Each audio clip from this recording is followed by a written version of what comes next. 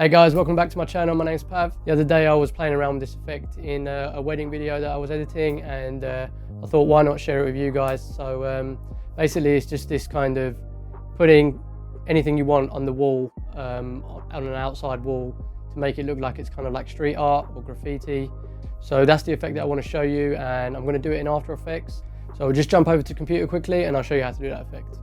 Alright guys, so we're here in Premiere Pro, and first thing we want to do is obviously grab the clip that we want. So here I've got a clip from under the bridge. I want to create some sort of street art on this wall here in particular. So got that clip ready, right click, replace with After Effects composition. Alright, so now that has opened up After Effects and opened up a new composition with the clip in it, ready to go. And what we want to do first of all is to make sure that we can track that wall. And in previous tutorials I've always used the track camera, but actually there is a better way to track surfaces, and that is to use this here, which is track in Boris FX Mocha. So if you click on that, it's going to automatically put the plugin Mocha AECC onto the clip, and you've got a separate button here which you want to click on, and what that's going to do is open up Mocha in a separate window here. Don't be alarmed by this or intimidated or anything like that. It's actually really simple to use.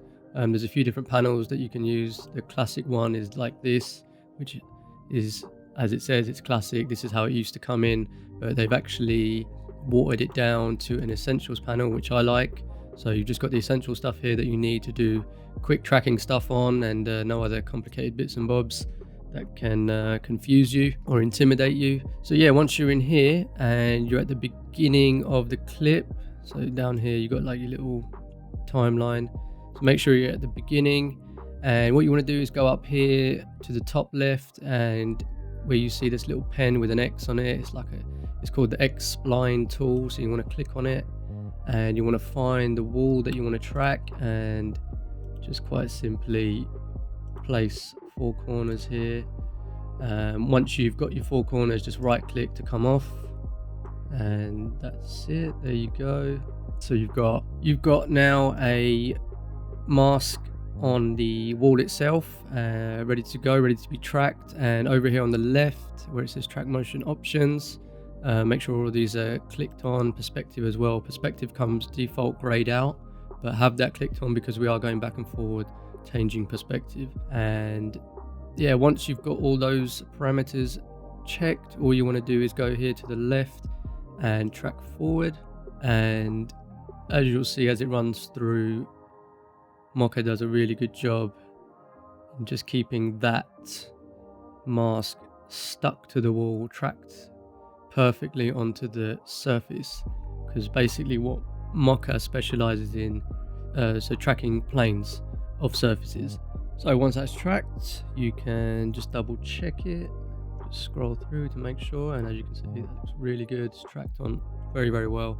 So then you just want to come up here again to the left, and you just want to click on this S inside a blue box, and then place that as well on the plane inside this mask that we drew previously. So just make sure it's on there like so. And what this basically doing is creating the track points that we're going to be transferring over into After Effects using this. So we just want to make sure that this is there. And what you can do is also click on this grid tool here and just play through to make sure that it's all stuck to the wall as we want. And as you can see, it really does a great job. It's on that plane perfectly. There's nothing else we really need to adjust there. It's done a great job. So once that's done, just go up, file, save project, and cross out, click out of it, come back into After Effects. The next thing we want to do is bring in the picture that we would like to use for street art. I've just got this old thumbnail picture of me of when I did the Tamron 17 to 28 review.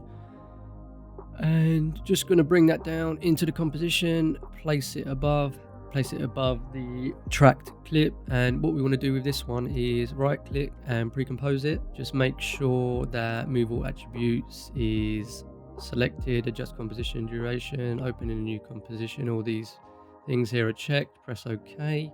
What that's done is it's opened it up into a separate composition, which is great because that means we can control all the parameters of that picture in a separate composition without messing up anything in here.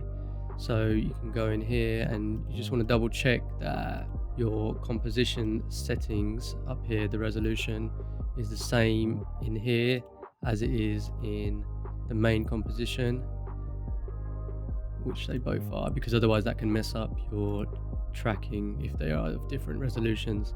So they are both of the same resolution. That's great. And yeah, next you just want to go back to the tracked clip and go to here, tracking data, drop down, and what we want to do is create tracking data. And very important, what we want to make sure we do is make sure we click the cog and the layer, both these two buttons. Otherwise you might wonder later why there's no tracking data being created. It's because these two need to be checked.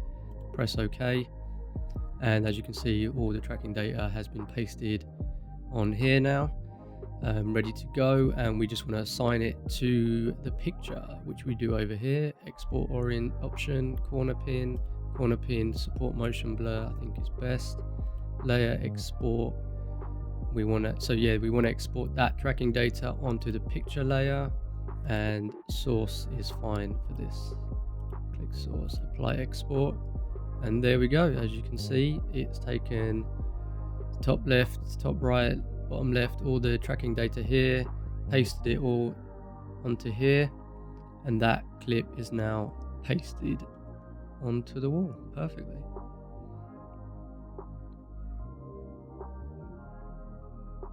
Really good job.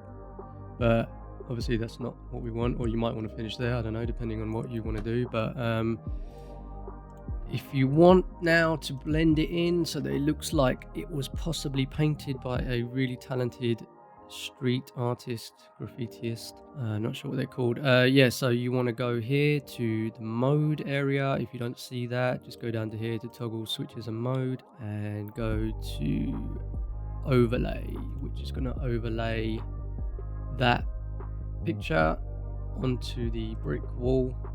So if we zoom in, you can see the brick starting to come through, which is what you would normally see, which is good. But we still obviously have these like harsh edges around that don't look very realistic. So one thing you can do is go up here to animation, go up here to effect, make sure that the clip is selected of the picture, the pre-composition clip, effect, stylize, and roughen edges. So now what we can do here within roughen edges effect is to do exactly what it says. So go to border and just change this parameter so that we're roughening up those edges a little bit, as it probably would be a bit more realistic. And also the edge sharpness, make it less sharp so that it's kind of starting to fade in, blend in like that. And play around with these things. I don't know what else you could do. Complexity, you could adjust that slightly as well if you wanted to. Play around, depending on how much you want to blur it in. Another thing that I did was go to the into the pre-composition of the picture that we made, select the clip, and just draw a mask, a rough mask around the picture itself. There we go. Then what you can do within the mask itself is just feather the edge like so, and then when you come back into After Effects, it would have feathered out the edges a little bit more. That might be a little bit too much, so go back in and just increase the expansion of the mask. I want to see a bit more of the outer rim. Just play around with that depending on what settings you prefer. Yeah, you kind of get the idea that that's another way that you can kind of blend it in. that's all you really need to do. You can do a few other things like sort of going into the blur options and maybe blurring it a little bit if you wanted to make it a little bit less sharp. You could reduce the opacity if you want to give it more of a faded over time look. I'm pretty happy with that. Looks cool to me.